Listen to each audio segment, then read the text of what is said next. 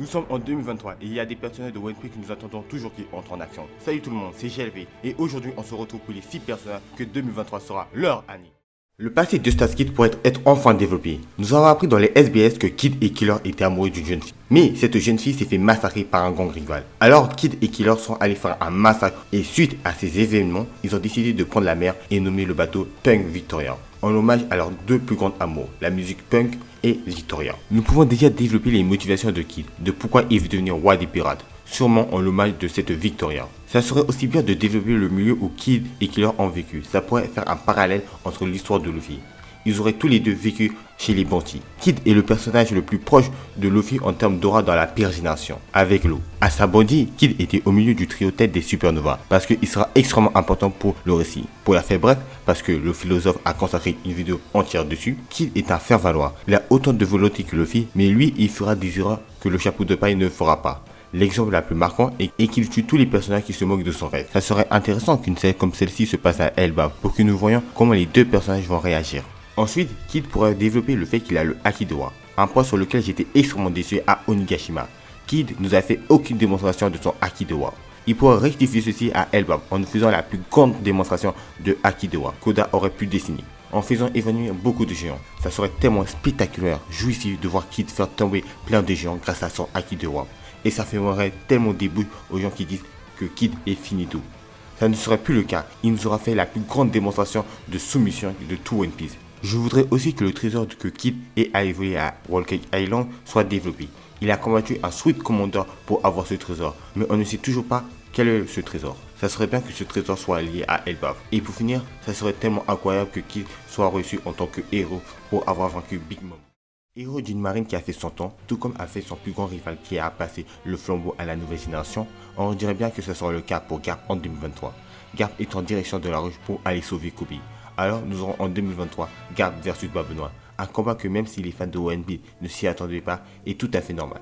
Si Oda s'est inspiré de Star Wars et Star Wars est basé sur le parcours du Monomi du héros aux mille et un visages, alors je pense qu'à l'instar de Star Wars, lorsque Dark Vador tue la représentation parentale de Luke à Obi-Wan, ça pourrait être le cas dans One Piece. Babenois, le mal à abattre, tuera la représentation parentale de Luffy, Garp.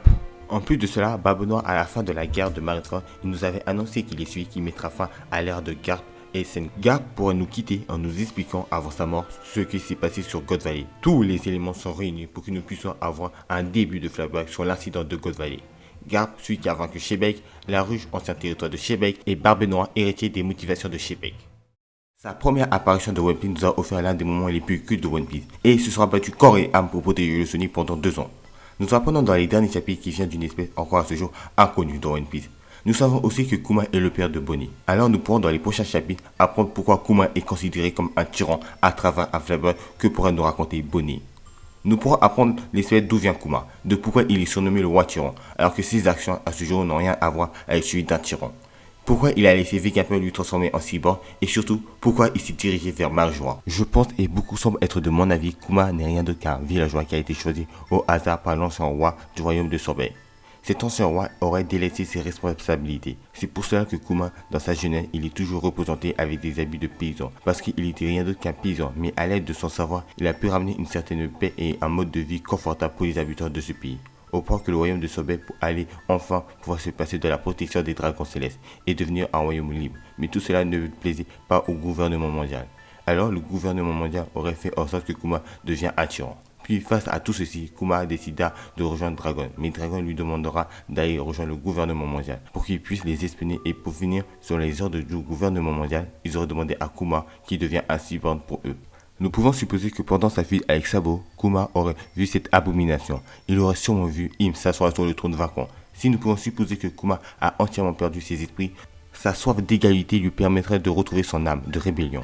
Nous pouvons alors supposer que Kuma est en direction de Marijois pour tuer Im. Cela pourrait aussi s'expliquer sur le fait que Kuma serait basé sur le robot d'il y a 200 ans qui aurait attaqué Marijois. Si sa tentative de tuer Im sera un échec, ses dernières paroles qui seront les actions les plus importantes de Kuma sera dirigée vers Im, qui lui annoncerait sa perte et créerait qu'il a commis le pire crime, celui de s'asseoir sur le trône vide, celui de se prendre pour le roi du monde, celui de se prendre pour Dieu. Après ces dernières paroles, Kuma s'éteignerait à jamais.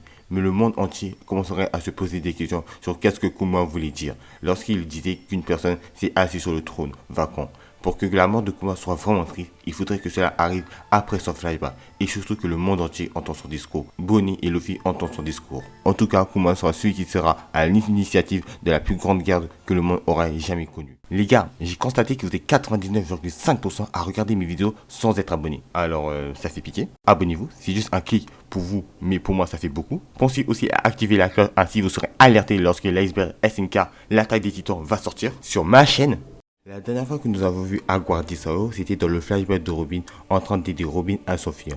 Mais on dirait bien qu'il a été sauvé par Aokiji, parce qu'il a utilisé l'attaque Ice Time Capsule. Cette attaque permettrait de geler tous les personnages dans le temps. Ainsi, Aguardi Sao, pendant plus de 6 mois, a été gelé dans le temps, pour qu'il soit découvert que 6 mois plus tard par le docteur Vegapunk, Dragon et tous les autres géants. Alors lui, il va nous mettre bien en termes de révélation, parce que ça va faire 20 ans qu'il étudie les découvertes des archéologues d'Ohara. Mais qu'est-ce que sont ces découvertes? Est-ce qu'il va nous dévoiler l'histoire du siècle oublié, les origines du fou du démon, l'explication du Di, les origines de Joy Boy et Nika, le nom de l'ancien royaume? Bon, je pense que tout ceci sera dévoilé que sur l'octave, parce qu'une de ces révélations en dirait trop sur la véritable nature du One Piece. Mais Aguardi Sao pourrait nous expliquer qu'est-ce que la volonté du Di, même si ce n'est qu'une théorie, comme l'aurait fait Dr Vegapunk avec les origines des fous du démon. Et pourrait surtout nous expliquer la raison de pourquoi il y a un chapeau géant en dessous de Marie-Joie. Ça devait sûrement appartenir à l'ancien utilisateur du Ito Nomi modèle Nika qui était un géant. Promis Yonko à faire son apparition dans l'histoire de One Piece, mais nous ne savons toujours rien de lui, à part qu'il a une maîtrise du haki que seuls Roger ou Garp peuvent s'en vanter. Il est surnommé le Big Boss et il a actuellement la deuxième plus grosse prime du manga. J'en attends beaucoup de chance. Pourquoi il peut arrêter des guerres? Pourquoi il peut parler avec le Gorosei dans le plus grand des calmes? Comment il peut parler par télépathie? C'est quoi son nom de famille? Et plein d'autres choses. En tout cas, le temps nous a annoncé qu'il a l'intention de détenir un combat entre ce personnage et ce personnage. Ça pourrait être Shanks versus Barbe Noire. Shanks ne semble pas être loin des livres des vainqueurs. Il se déplacerait vers cette île pour aller sauver Elo, qui est un acteur premier de la nouvelle génération. Il pourrait réitérer son action à Wano Kuni. Le combat Shanks versus Barbe Noire est sans doute le combat le plus attendu des fans de One Piece, parce que ce combat risque de tout nous dévoiler. Comment Shanks a obtenu sa cicatrice face à Shanks, comment Barbe Noire a pu manger 2 fous du démon. Mais si un combat entre ces deux personnages devait voir le jour, c'est sûr que Shanks ne survivra pas à ce combat, parce que pour que Luffy évolue, il doit perdre son père spirituel, il doit perdre Shanks. C'est ainsi Luffy n'aura plus cette vision du monde manichéen, mais aura une vision du monde gris. Et il pourra enfin comprendre comment certains individus viennent à faire certains choix. En tout cas, très hâte de voir Shanks en action versus Barbe Noire.